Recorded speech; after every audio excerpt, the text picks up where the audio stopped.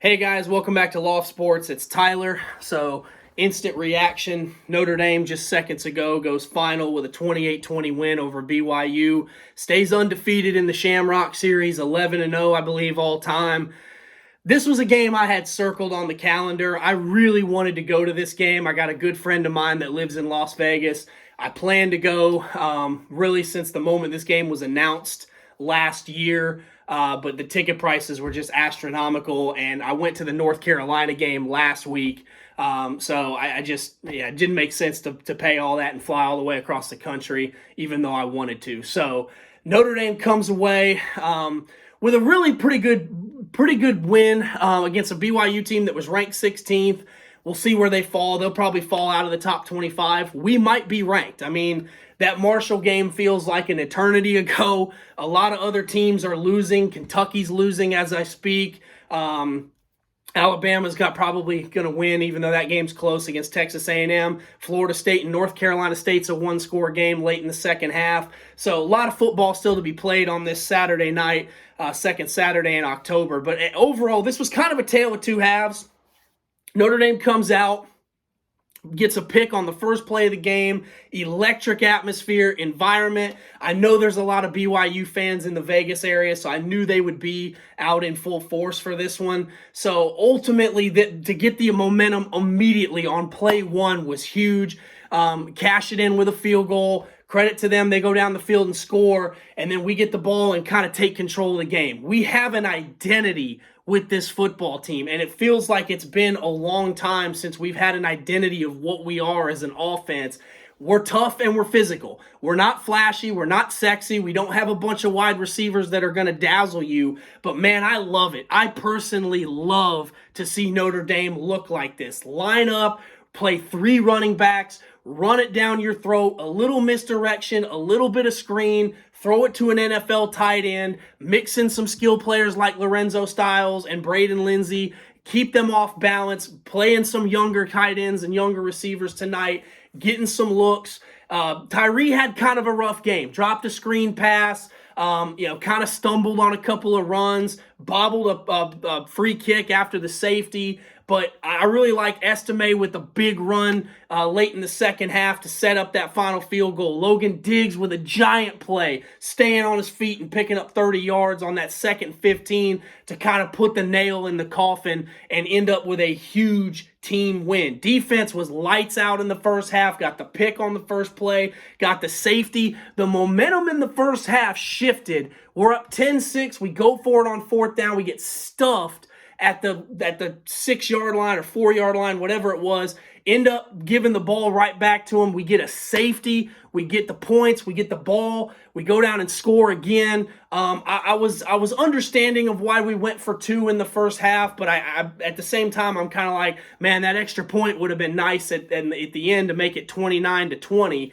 But ultimately, man, this team played great in the first half. I thought we were pretty flawless. We had no penalties in the first half. Second half, I'm not thrilled. Offense comes out, takes up half the quarter, goes down and scores. I'm thinking we are controlling this game. They have no answer for Mayer. They can't stop the run. And then we give up a couple of big plays. We give up a touchdown. Okay, fine. We're still up by 12 points or whatever it was. I'm feeling good.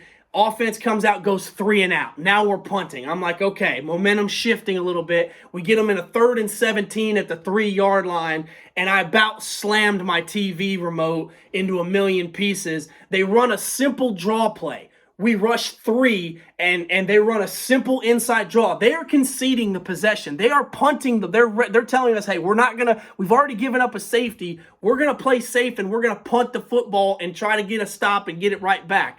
And we give up a 25-yard run on 3rd and 17 from the 1, 2, 3-yard line. That can't happen. That's got to be cleaned up.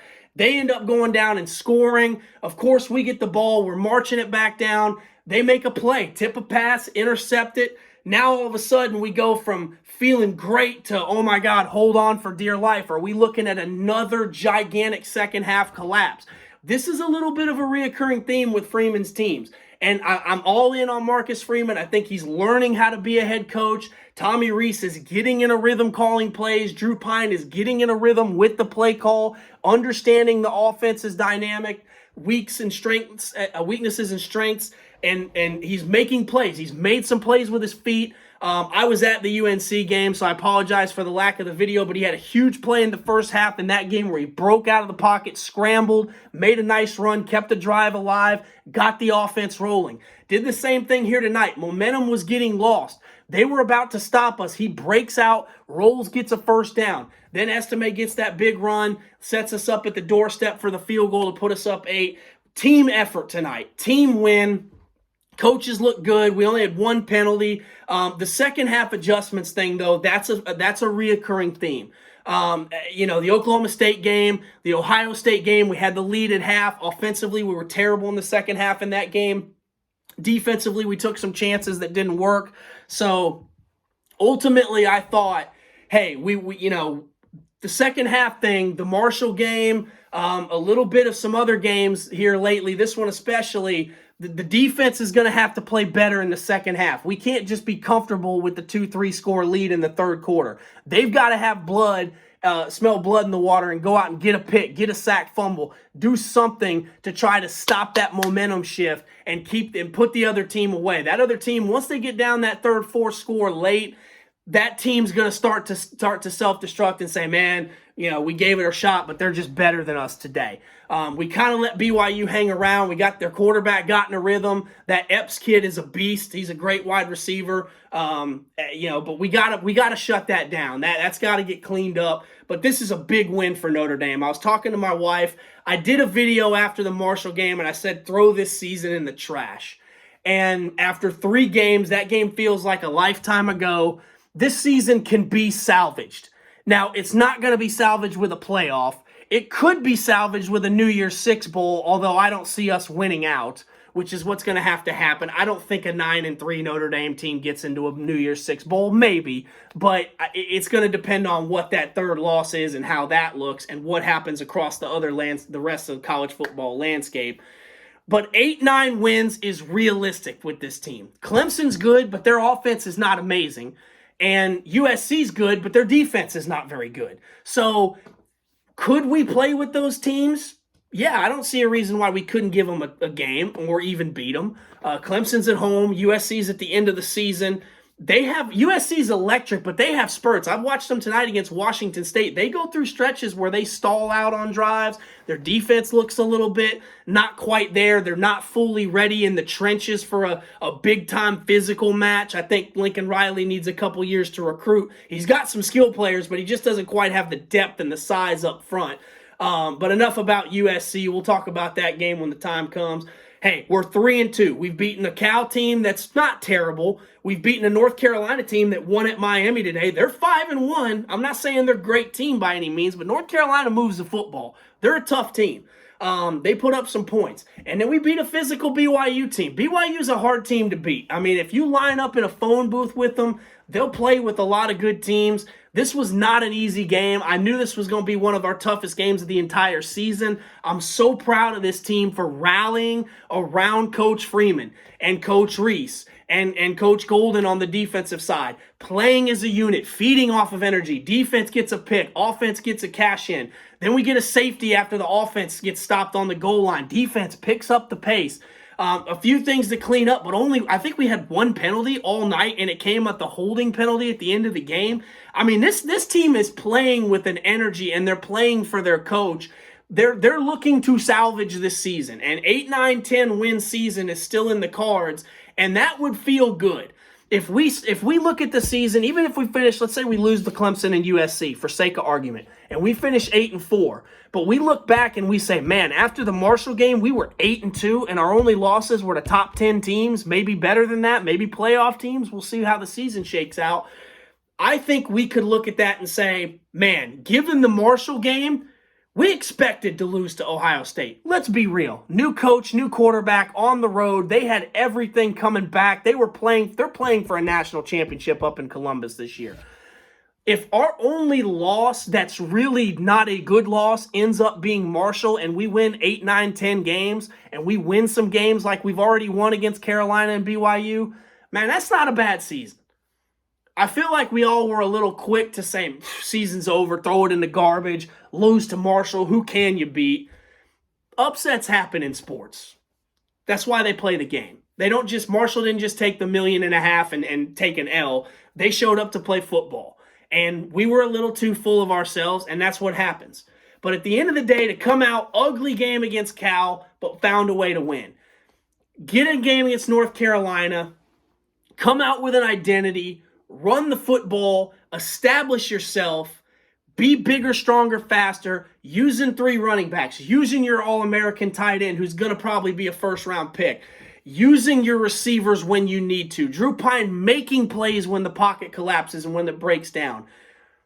Being aggressive, getting after the other team's quarterback, making things happen on defense, executing the little things. Only 1 penalty. Not turning the football over. We did have the tip pass go for a pick, but minimizing the damage. Can't complain as a fan. I mean, a first-year coach, quarterback out for the season. You guys got to remember, we're playing with a backup quarterback who I believe is a walk-on. I don't know if somebody knows Drew Pine's on scholarship. Please correct me, but I think he's a walk-on. He might be on scholarship, but I'm not sure. I know he was highly recruited early in his high school career. I don't know about late. So, I mean, at the end of the day, 3-2 with wins at Carolina, who's 5-1, and in a virtual road game, although not really. BYU, a short trip. They got a lot of fans out there in Vegas. That's their city. I mean, kind of like Chicago, Notre Dame fans kind of claim Chicago as our city because it's only an hour away. Vegas is similar to that for BYU because Salt Lake belongs to Utah, University of Utah. So, I mean, I'll take it, man. I'll take 3-2 at this point.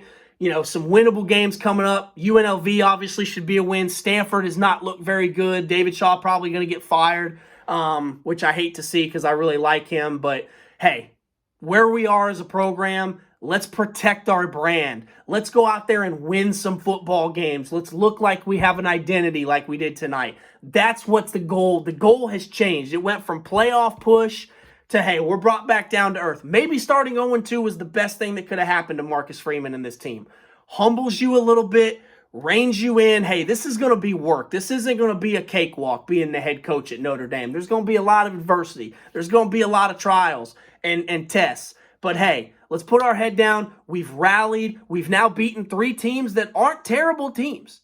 I mean, Cal's won some games. North Carolina's winning some games. BYU's going to win some games. And they have won some games. So, 3-2, we can't fix what happened the first 2 weeks of the season. But since then, we're 3-0. The goal for this season is to save the season and protect our brand, not make it look like there's a dumpster fire about to have recruits jumping off the ship.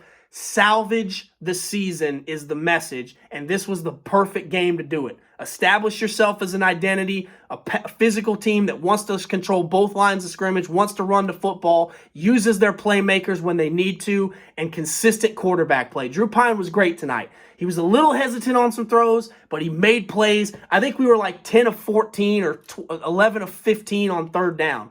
That's what winning mentality looks like. I'm so proud of this team. I'm really happy for Marcus Freeman. I think he's finding his groove. I think Tommy Rees is finding his groove as a play caller, and Drew Pine is feeding off of that, and they're feeding off each other. This team is starting to combine and look like a football team. They're not Alabama. They're not Georgia. They're not going to go out there and dominate teams. But they can if they can play together, they can look formidable and look like they did tonight, and that will result in wins like it did tonight. This is Tyler with Loft Sports signing off. Let's go Irish.